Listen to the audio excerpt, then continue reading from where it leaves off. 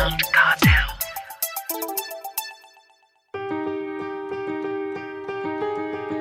From SoundCartel, I'm Nicole Goodman, and this is Business Essentials Daily.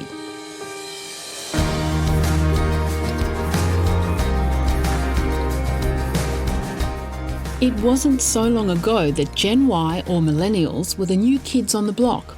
Born between 1981 and 1996, the older Millennials are well into their 40s and having a huge impact in the workplace. Dr. Paige Williams is a leadership expert and author of The Leader's Ecosystem, a guide to leading exceptionally. She believes that in the age of AI, harnessing the fearlessness, forthrightness and possibility of millennials could be the smartest move a business owner can make. First, Paige tells Chris Ashmore that millennials are our next generation of leaders. So they are an important group for us to understand in terms of the next layer, the next wave of leaders in workplaces. And they're just on that cusp now. I was reading something the other day. We've got 7 generations in the workforce.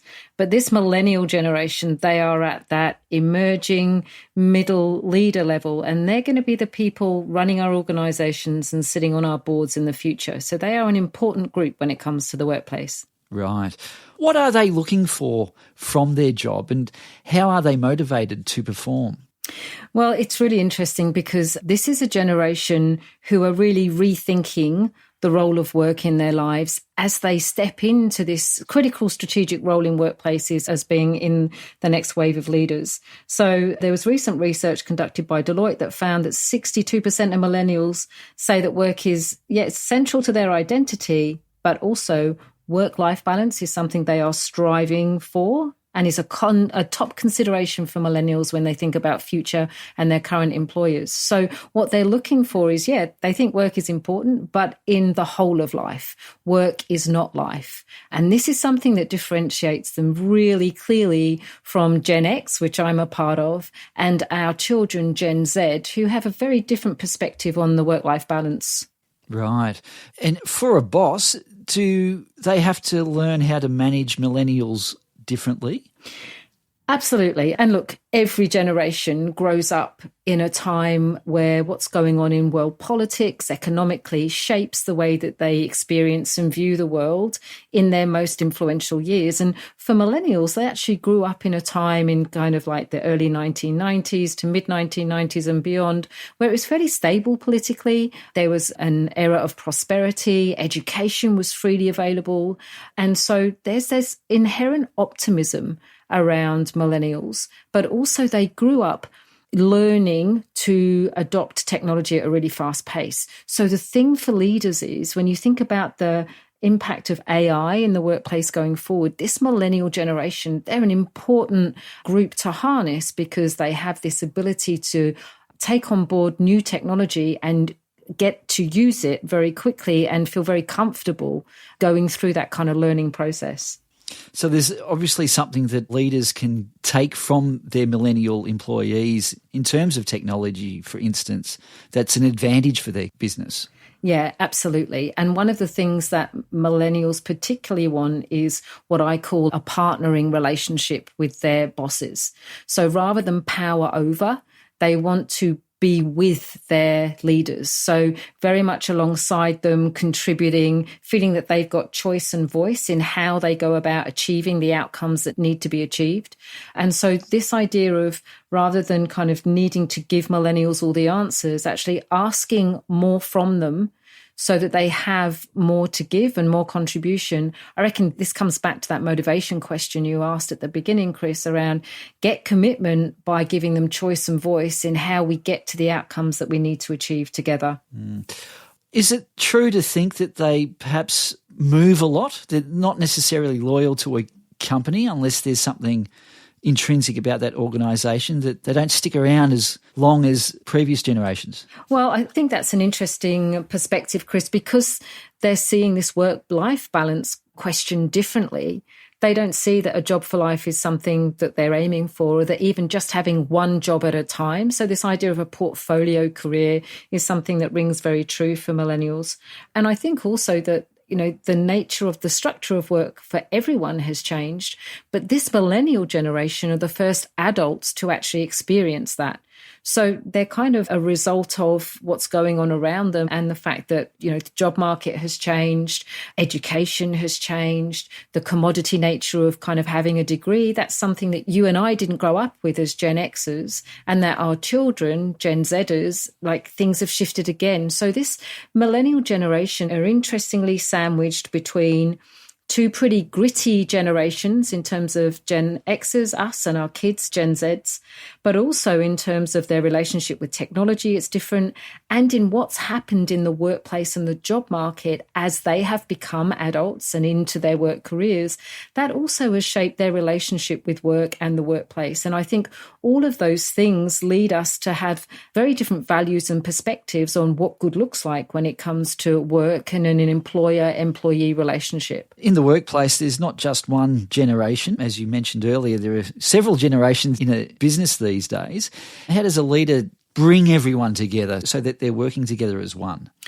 Yeah, I think that's a really interesting and look, it's a challenging question for leaders, because actually what it asks us to do is to be very clear around what is the work that we are doing together? What is the purpose of us coming together? And how can we put that at the center of our discussions? And then be willing to kind of, as a leader, step back and hold the space to hear the different perspectives, the different values, the different ways of doing things, and then come to a decision around how the group is going to go forward. So it's almost like, I think of it as a family dinner table. You could have multiple generations around a family dinner table. So how is it we hold the space for each of those generations to feel seen and heard, valued and appreciated, and still be able to get through dinner in the right order, in the right way, and not have any cutlery broken or crockery broken along the way? And managing leading generations in the workforce is about that. It's about creating space to give them voice, for them to feel seen and appreciated and valued for what they bring. And then as a leader, making a decision around the best way forward for the work that needs to be done. And I think that sometimes we get caught up in the drama and human politics rather than actually putting the work that we're doing together central and bringing everyone together with that purpose in mind. Here's a question. Does a millennial make a good leader? I think anyone can make a good leader if they put their head, heart and hands to it. I think millennials are going to be a different type of leader than we've seen before. And I think it will be something that it'll be interesting to see if they choose to step into. Because certainly the way that we're modelling, Gen Xers are modelling and generations before us are modelling a way of leading. It's not what comes naturally. This kind of live to work rather than work to live ethic is not what millennials want. So I think it's going to challenge what good leadership looks like, and we're going to need to reshape what we think good leading is as this millennial generation step into those leadership roles. Well, before we go, Paige, now you're a leadership expert. Any final thoughts on how to be a better leader? I reckon, Chris, I've been a leader. I've worked with leaders for a few decades now. And I reckon it comes down to one question that we need to ask ourselves again and again and again.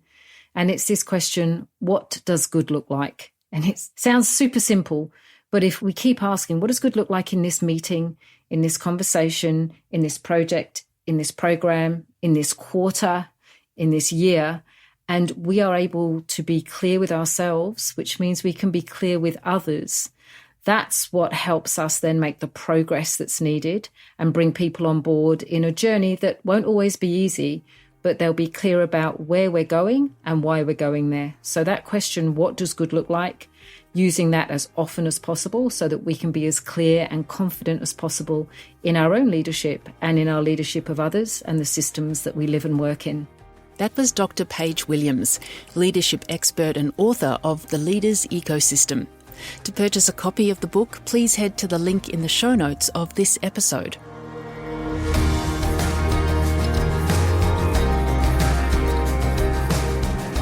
This episode of Business Essentials Daily is produced by the team at SoundCartel. Thanks for listening. I'm Nicole Goodman. We'll bring you more Be Daily tomorrow.